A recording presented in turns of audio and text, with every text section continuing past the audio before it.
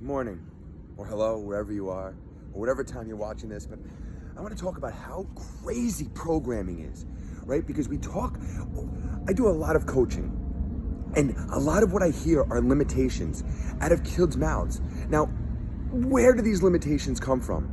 They come from the teachers, they come from parents, and I love you guys, but keep your limitations out of your kids' heads.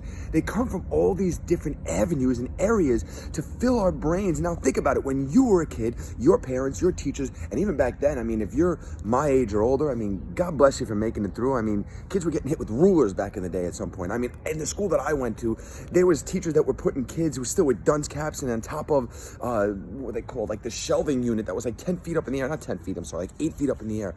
But you get the idea. And they were being programmed to do these things. I just saw another post, and I've touched on it, what are we teaching kids in school? It's great, we're teaching all these answers, right? You teach all this stuff about math, and I respect it. And if you love math, then we need mathematicians, and we need accountants, we need all that stuff. But what about me, somebody that wants to learn specific types of math, like how to do batting averages, which doesn't really entail all the other stuff that I don't need? What about learning how to balance a checkbook? What about learning how to garden? How to grow your own food? Wow! How to do something like that. What about learning how to sew? They got rid of home ec classes. These are relevant things that we need to learn in life. My life will never require me to do long division. Why do I need it? And not to mention, well, Roger, what if you do need it? There's these powerful things that are in our hands now that can tell us the answer faster than the calculator can get it. Because by the time I'm done typing it or you're done typing it, I already know the answer because I asked Siri or Google or Alexa. That's the way we're trending. So the idea is, why are we wasting time learning stuff that isn't going to be relevant for our lives? Yes, you do need basic math. You need to learn how to count your money. Yes, it's a good idea to learn a second language, but not a necessity. Yes, it's a good idea to learn about history, but not to dive into the depths of it. Like taking Western civilization in college as a prerequisite, how is that a prereq? But I could choose not to take gym. So I could choose to learn about everything that happened in the past, but you're not going to teach me, or I could opt out of learning how to take care of my body. Oh, that's great. I have all this information, and then you die at 50. Half your friggin' lifespan.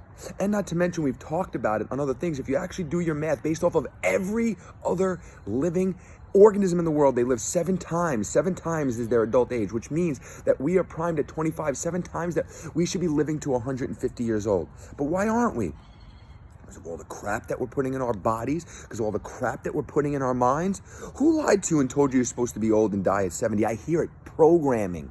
I hear grandparents in my family speak about it. Once we hit 70, we're done. What do you mean you're done? What do you mean? That's not even a third of your life, but in even real lifespans, people live until 100. That's you still have 30 years of life. That's more than a third. It's more than half. That's a significant impact out of my life. It puts me back into my childhood. Think about this. But why do you see this? Do your research. There are people that are in their 80s and 90s that look great. But what are they doing? They're taking care of their mind, body, and spirit. They're not worrying about the past programming that was given down to us. Let's time to wake up. Let's time to realize that this whole thing that we're involved in is some sort of matrix where we're all connected, and it's our ability to grow in our time here. What's the point of life? To wake up every day, do something, the same thing over again, and die? It's to create an impact. It's to create value in your life and other people's lives. It's not to do something for the safe job, and not to mention there are no more safe jobs. The average adult changes jobs up to 5 times in their lifetime. Back in the day when our parents were growing up, and their parents, what was it? Get yourself your nice suit and tie job, work your 40 years, and then go and retire and move somewhere else and do nothing with your life. What is that? This is your life. And another thing for all the young people out there, I'll worry about that when I'm 70. Can I just share something with you? And you've heard it before. When you're 70, you're still the same you. And you're going to be pissed that you didn't take care of yourself when you were 35, when you were 25, when you were 15. Why did I do it then? And you're going to be sitting there wondering, why are I not healthy as I can be? Why am I sitting here and die? 50% of people are going to die from heart disease by the year 2045. Think about those numbers. Think about that. Half our country is going to die because we're not doing what it takes to take care of ourselves. But let's keep pushing all this other information that's irrelevant. I hear teachers in school talking about health. Guys, Listen, Dr. Nick Delgado, I promote him just because I like him and I've met him and he does really cool stuff. He probably doesn't even know who I am. But he just did a book on Your Blood Doesn't Lie. At least pick that up and read, because your blood doesn't lie. If you eat certain foods and your blood thickens and your heart has to work harder, then regardless of how delicious that food is, it's not good for you. So the whole point about today is you have to break out of your past programming. Every limitation you have in your life is based off of something that somebody told you that you grabbed onto because you think it makes you safe. It doesn't make you safe. There is no planning. You want to take it from someone? I planned my whole life to a T. To a T. I had a business, I had a facility, I had everything going. But then life happened. Something outside of my control happened. But then I could sit here and I could sit there and go into past programming. Woe is me. It's never going to work. I could say, hey, this may have happened to me, but what can I learn from it? How can I go stronger? How can I move forward? But you know what it did do for me? It made me realize my value and what I provide. It made me realize what is out in this world and how I was getting so lost in the grind that I stopped spending time with my family. See, there's a growth opportunity in everything, but it's how we let it impact us. Do we want to go into past programming and go into woe is me? Or do we want to step up? Is it friggin' time to step up, people? That's what I want to know. Is it time for you to take responsibility?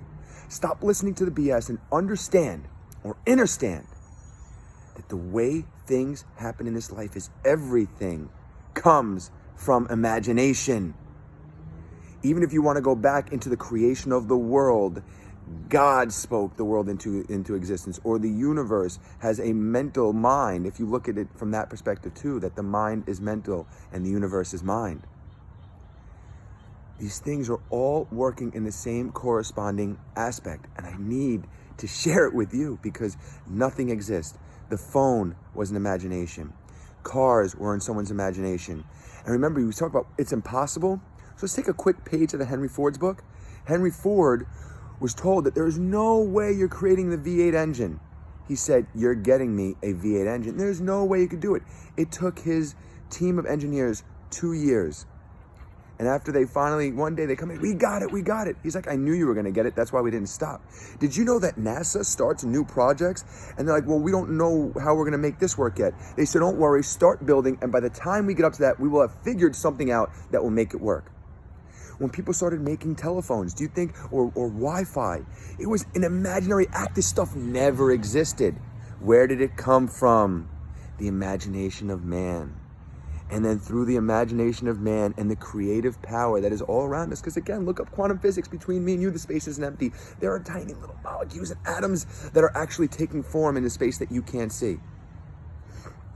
Why don't we start looking at science and truth? We hear these words being thrown around so much. Come on, let's go. Let's go. Take freaking responsibility for your life. That's what this is all about.